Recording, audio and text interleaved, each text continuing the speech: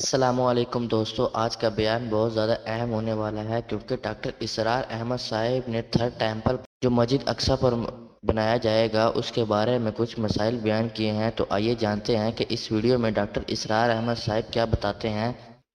آپ سب سے یہی گزارش ہے کہ اگر آپ ایسی ویڈیو کو ڈیلی بیس پر دیکھنا چاہتے ہیں تو ہمارے چینل کو سبسکرائب کریں اور اس ویڈیو کو زیادہ سے زیادہ شیئر کریں۔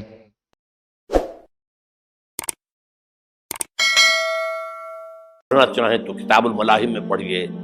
بدترین عذاب عربوں پر آیا کھڑا ہے، سروں پر چڑھا ہوا ہے، بدترین ایسی جنگ ہونی ہے الملحمۃ العظمی، جس کو کہ میں بھی آپ کے گواہی پیش کر دوں گا، جسے کہا گیا ہے دی لاسٹ کروسیڈ۔ بش نے بھی کروسیڈ کا لفظ بول دیا تھا، پھر واپس لیا اس نے۔ نکل جاتی ہے جس کے منہ سے سچی بات مستی میں، فقیہ مصلحت بین سے اور ہندے بادہ خار اچھا، کروسیڈ کہہ کر پھر واپس لیا۔ یہ کروسیڈ، اس کے اوپر جس قدر نقصان ہونا ہے عربوں کا، گریٹر اسرائیل بنے گا، یہ عراق، شام، اردن، سعودی عرب کا کچھ شمالی علاقہ، ترکی کا جنوبی علاقہ، مصر کا صحرائے سینا، اور اس کے ساتھ ہی جو بہترین اس کا زرخیز ترین علاقہ ڈیلٹا آف نائل، یہ سب یہودیوں کے قبضے میں جائے گا۔ اس کو حدیث میں کہا گیا الملحمۃ العظمی۔ عیسائی 80 علم لے کر اے مسلمانوں تم پر حملہ آور ہوں گے، اور ہر علم کے نیچے 12,000 فوج ہوگی، 9.5 لاکھ فوج۔ یہ نیٹو کی تیاری کس کے لیے ہو رہی ہے؟ جب یو ایس ایس آر کا خاتمہ ہوا تو پوچھا گیا تھا نیٹو چیف سے، اب کس لیے؟ تمہارا وہ دشمن تو ختم ہو گیا، اب ہمیں اسلامک فنڈامنٹلزم سے نمٹنا ہے۔ وہ جانتے ہیں خطرہ یہی ہے، اب اسلام ابھر سکتا ہے، مسلمانوں کے سینوں کے اندر وہ آگ ہے، اوپر خاکستر آ گیا ہے، تمہیں اٹھانا بیٹھنا، یہ اندر تو انگارہ ہے، اوپر سے راکھ ہے، اس سے دھوکہ نہ کھا جانا ان کے دلوں کے اندر۔ اور بش نے کہا تھا مسلمان چاہتے ہیں کہ ہسپانیہ سے لے کر انڈونیشیا تک نظام خلافت قائم کریں، اور میں حیران ہوا تھا کہ اس کمبخت کو ہسپانیہ کا خیال کیسے آ گیا؟ ہمیں تو کبھی آتا ہی نہیں، اب ہم تو بھول گئے، وہ تو 500 برس پرانی بات ہے جبکہ وہاں سے ہمیں نکال دیا گیا تھا۔ اگرچہ اقبال نے کہا تھا ہے ارض فلسطین پہ یہودی کا اگر حق، ہسپانیہ پر حق نہیں کیوں اہل عرب کا؟ ہسپانیہ میں تو 800 سال حکومت کی مسلمانوں نے، اور ابھی 500 برس ہی گزرے ہیں نا۔ یہودی تو ارض مقدس سے 2000 سال نکالے گئے، انہیں نہ کیا بات کیا گیا، عربوں کے سینے میں خنجر پھونک دیا گیا۔ وہ چھوٹا سا ملک جو چاہتا کرتا، کوئی پوچھنے والا نہیں۔ امریکہ جیسے اپنے بیٹے کی حفاظت کرے ویسے کرتا ہے اس کی، اور حضور نے فرمایا ہے وہ جنگ جب ہوگی تو ایک باپ کے اگر 100 بیٹے ہوں گے تو 99 ختم ہو جائیں گے، ایک بچے گا۔ تو دوستو امید کرتا ہوں کہ آپ کو یہ ویڈیو بہت زیادہ انٹرسٹنگ لگ رہی ہوگی۔ تو جیسا کہ ڈاکٹر اسرار احمد صاحب نے یہ حدیث بتائی ہے کہ جس باپ کے 100 بیٹے ہوں گے تو 99 مر جائیں گے اور ایک بیٹا بچے گا، تو یہ حدیث بہت زیادہ خوف دلاتی ہے۔ تو آئیے ویڈیو کا اگلا پارٹ شروع کرتے ہیں۔ تو ابھی تک آپ نے میری ویڈیو کو لائک نہیں کیا تو لائک کریں اور چینل کو سبسکرائب کریں۔ یہ حدیث ہے، حدیث ہے صحیح۔ اور آپ نے فرمایا ویل للعرب من شر قد اقترب، عربوں کے لیے ہلاکت ہے، عربوں کے لیے بربادی ہے اس شر سے جو قریب آ چکی ہے۔ اور آج جس طرح انہوں نے ان کی تہذیب کو اختیار کر لیا ہے، دبئی جا کر دیکھیے، بدترین مغربی معاشرہ جو ہے وہ دبئی کے اندر ہم نے قائم کر کے دکھا دیا۔ اب سعودی عرب اس راستے پر بڑھ رہا ہے۔ اور اس کے بعد نمبر 2 پر جو ہے ہم پاکستانی ہیں، لیکن میں اس کے وہ پہلی بات جو کہہ رہا ہوں وہ تو یقینی ہے، اس میں تو احادیث صحیحہ موجود ہے۔ اگرچہ اس کے بعد پانسا پلٹے گا، پھر حضرت مہدی کا ظہور ہوگا، حضرت عیسیٰ کا نزول ہوگا، اور وہ گریٹر اسرائیل گریٹر گریو یارڈ بنے گا یہودیوں کا، ایک ایک یہودی قتل ہوگا اور دفن ہوگا. یہ بات میں ہونا ہے، میں پہلی بات فرض کر رہا ہوں. وہ پاسا پلٹے گا جب پلٹے گا. ابھی جو سامنے ہے وہ کیا ہے؟ جس ملحمۃ العظمیٰ کہا حضور نے، جسے آرمگیڈون کہتے ہیں عیسائی. آرمگیڈون کی اگر کہیں جا کر آپ دیکھیں گے، آپ ڈکشنری میں مانی تو کیا لکھا ہے؟ A very big war which will be fought between the forces of evil and good before the end of this world. اس دنیا کے خاتمے سے پہلے خیر اور شر کی قوتوں کے درمیان بہت بڑی جنگ ہوگی. ارمجدون اسے کہتے ہیں عربی میں، اور آرمگیڈون اسے کہتے ہیں انگریزی کے اندر. اور یہ بائبل کی آخری کتاب کے اندر ہے، جو اس میں کہ مکاشفات یوحنا، ریویلیشنز آف سینٹ جان. یہ تو میں کہہ رہا ہوں یقین کے ساتھ، اور زیادہ دور نہیں ہے، آیا چاہتا ہوں. اس لیے کہ یہودیوں کا اور عیسائی جو کنزرویٹوز ہیں، نیو کنزرویٹوز، ان کا 5 نکاتی ایجنڈا ہے متفق علیہ، جس کے تحت کہ یہ جنگ صلیبی شروع کی گئی ہے. تو سن لیجئے آپ. آرمگیڈون نمبر 1، گریٹر اسرائیل قائم ہو جانا اس کے نتیجے میں نمبر 2، مسجد اقصی اور قبۃ الصخرہ کو گرانا نمبر 3، وہاں تھرڈ ٹیمپل، وہ مسجد جو حضرت سلیمان نے بنائی تھی 1000 قبل مسیح میں، پھر برباد کی تھی نبوکدنضر نے، دوبارہ بنائی گئی، پھر دوبارہ ختم ہوئی 70 عیسوی تک گری پڑی. ان کا خانہ کعبہ گرا ہوا ہے 70 عیسوی سے لے کر آج تک. ایک دیوار ہے ویلنگ وال، جہاں جاتے ہیں، روتے ہیں، پیٹتے ہیں، ماتم کرتے ہیں. وہاں وہ بنے گا تھرڈ ٹیمپل. اور نمبر 4، اس میں لا کر رکھا جائے گا تخت حضرت داؤد کا. یہ تخت کہاں ہے اس وقت؟ یہ لندن شریف کے اندر، جو ان کی پارلیمنٹ کا جو چرچ ہے، ویسٹ منسٹر ایبے، اس میں رکھا ہوا ہے. تو دوستو، ڈاکٹر اسرار احمد صاحب نے جو بتایا ہے کہ جو مسجد حضرت سلیمان رضی اللہ تعالیٰ عنہ نے بنائی تھی، اس مسجد کو گرا کر وہاں تھرڈ ٹیمپل بنانا اور اس میں درجال کا تخت بنا کر وہاں اس کی تاج پوشی کرنا، تو اس میں لا کر رکھا جائے گا حضرت داؤد کا تخت. اور تو یہ ایک پتھر ہے جہاں پر بٹھا کر حضرت داؤد کی تاج پوشی کی گئی اور باقی انبیاء کرام کی بھی تاج پوشی کی گئی. تو اس پر درجال کو اس تخت پر بٹھا کر درجال کی تاج پوشی کی جائے گی.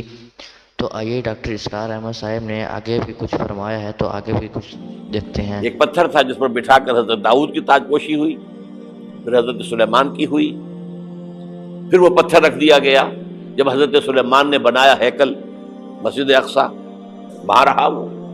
ہر بادشاہ جو تھا یہودی اسی کے اوپر بٹھا کر اس کی تاج پوشی ہوتی تھی.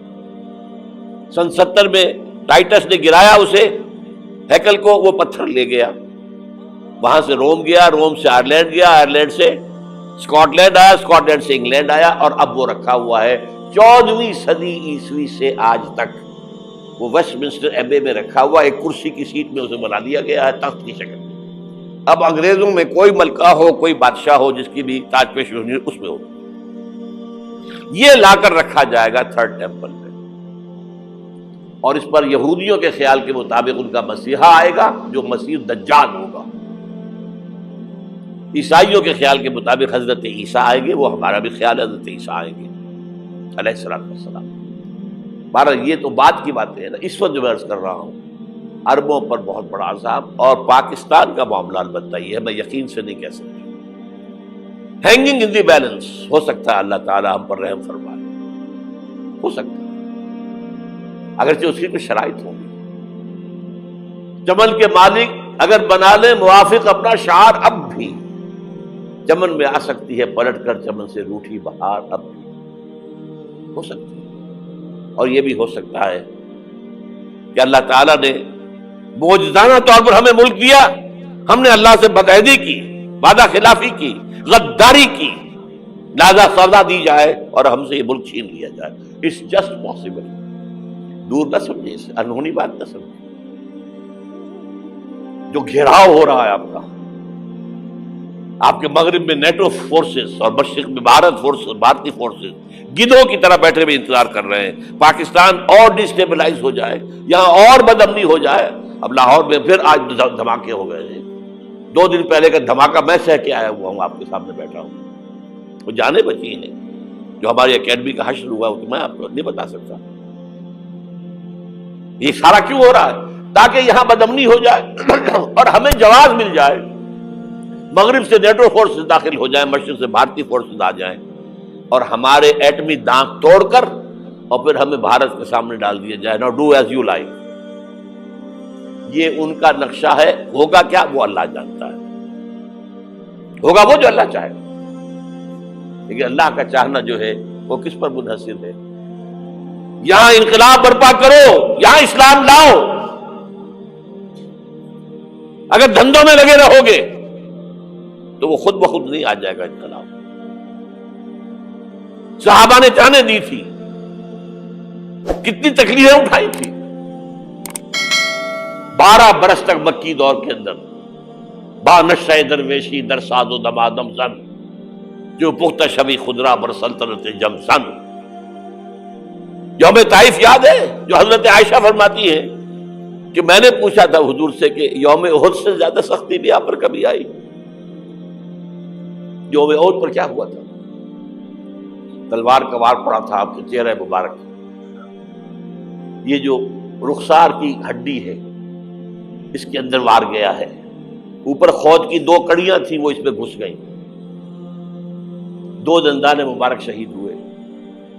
وہ خود کی کڑیاں ایک صحابی نے اپنے دانتوں سے پکڑ کر کھینچنے کی کوشش کی، دانت نکل گئے، وہ نہیں نکلی، کیا جتن کر کے نکالی گئی ہوگی تو خون کا فوارہ آیا، اتنا خون گیا ہے کہ آپ بے ہوش ہو گئے، گر گئے، اور مشہور یہ ہو گیا کہ آپ کا انتقال ہو گیا، شہادت ہو گئی۔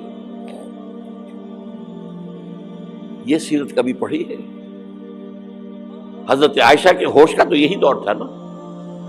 یوم طائف میں جو آپ کی کیا تھی، بچی تھی، انہیں کیا پتا کیا ہو رہا ہے حضور کے ساتھ۔ 3 دن تک حضور مکے کی گلیاں اور وہاں کے اوباش لوگ پتھراؤ کر گئے تھے اس امید میں کہ شاید وہاں کا کوئی سردار ایمان لے آئے، تو یہاں تو ابو طالب بھی فوت ہو گئے، یہی دنیاوی سہارا تھا، خاندانی سہارا تھا ابو طالب کے ذریعے، اور گھر میں ایک دلجوئی کرنے والی رفیقہ حیات تھی، وہ بھی، ان کا بھی انتقال ہو گیا۔ آپ نے کہا یہ عام الحزن ہے، اب تو سب کو طے ہو گیا قریش کو کہ اب جیسے قتل کر دو ان کو، اسی لیے آپ گئے طائف، شاید وہاں کا کوئی بڑا سردار مانے ایمان لے آئے مجھ پر تو میں اپنا مرکز ادھر شفٹ کر دوں۔ تینوں سے ملے ہیں، تینوں نے وہ جواب دیے، نکل جاؤ یہاں سے، میں تمہارے ساتھ بات بھی کرنے کو تیار نہیں۔ اچھا، تمہارے سوا کوئی نہیں ملا تھا اللہ کو نبی بنا کر بھیجنے کے لیے؟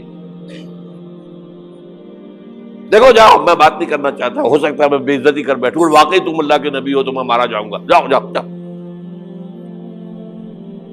یہ سلوک محبت کے ساتھ ہوا ہے۔